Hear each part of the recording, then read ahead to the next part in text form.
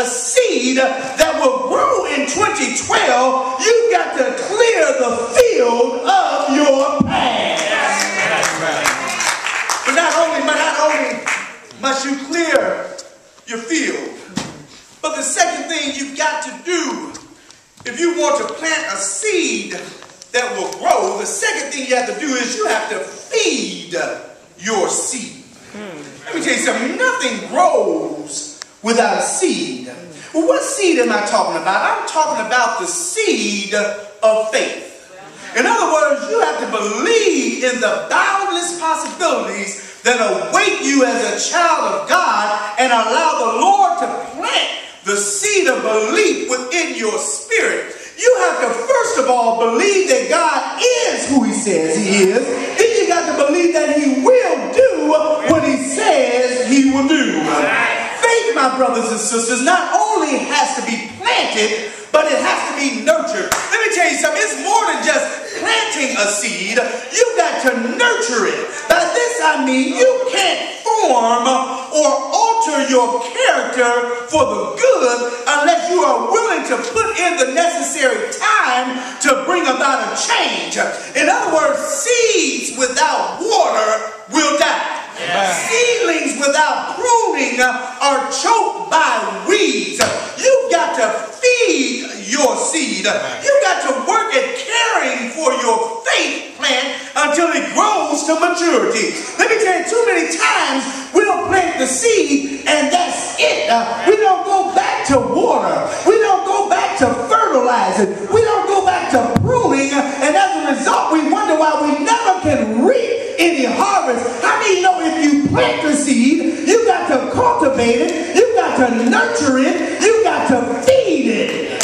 Oh yes, just in case you don't know what to feed your faith seed, let me run down this list for you. First of all, you can feed your seed with prayer. Prayer is the key that unlocks the door to your spiritual growth. Daily prayer is the perpetual act of submission by a believer who's trusting God to change his character and water his soul.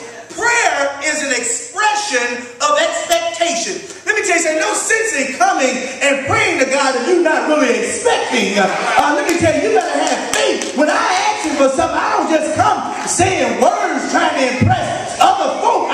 Listen, I'm sincere. Whatever I'm asking for, I'm expecting. Let me just.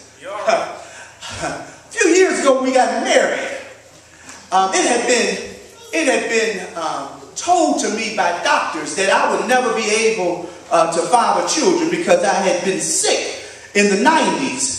And so, you know, the Lord began to deal with me with that. But then as I got older, my friends began to have children, and my brother had a son, and I'm looking at everybody else with it, and I just believed in my spirit that God was going to bless me as well. And so when I prayed about it, and how many of you know he'll send confirmation to you through other people? I never forget one of the saints at the church said that the Lord had even told her for y'all to go and start preparing for your little boy. And so what we did, we went and bought little things.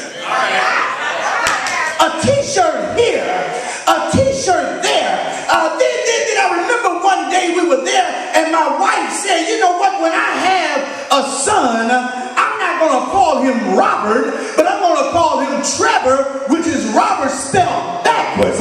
Listen, we were expecting God to do something great. But let me tell you something, it goes beyond expect. You better start making preparation if you really believe that the Lord is going to do some great things. Because I believe that God, many times, he wants to bless us. We know he's able to bless us. But I believe God is waiting to see how bad you really want it. Prayer. Don't just pray asking, but you can pray expecting God to do something. Oh yes, prayer. You can admit to God that you need him to care for you. You've got to feed your seed some prayer, but not only prayer. Secondly, you need to feed your seed some some Bible study.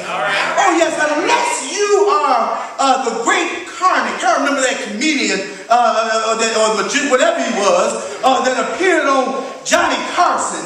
You can't hold the Bible on your forehead and expect the words inside to permeate your mind. You can't just sit the word of God on top of your head and expect for it to just funnel through your skull into your body. How many of you know you got to open up the book? You got to open up the word of God and you got to study. And let me help somebody right now. Studying by yourself is good, but some Christians only claim to study on their own because they don't want to commit to a study group. They don't want to come out for Bible study. They don't want to come out for Sunday school. Listen, they can't bring themselves to put God first and allow God to build their character one Bible lesson at a time.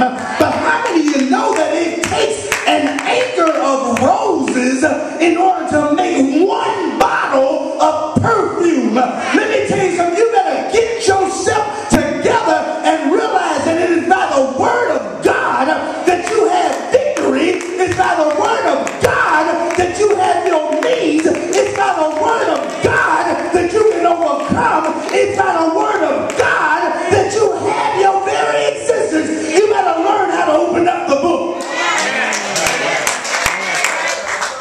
But not only should you feed your seed prayer and Bible study, but next you have to feed your seed some worship. Let me tell you about worship. Worship is your spiritual exercise. It's the natural outpouring of gratitude from a thankful heart. Yes. Worship is our Christian response to God's care and compassion. In other words, we worship God because of what He has done, what He is doing, and what He will continue to do. Worship, let me tell you something. Worship is an expression of gratitude. That's why you are not looking folks strange when they want to throw up holy hands. You are not looking folks strange when they want to run the aisle and get their shout on.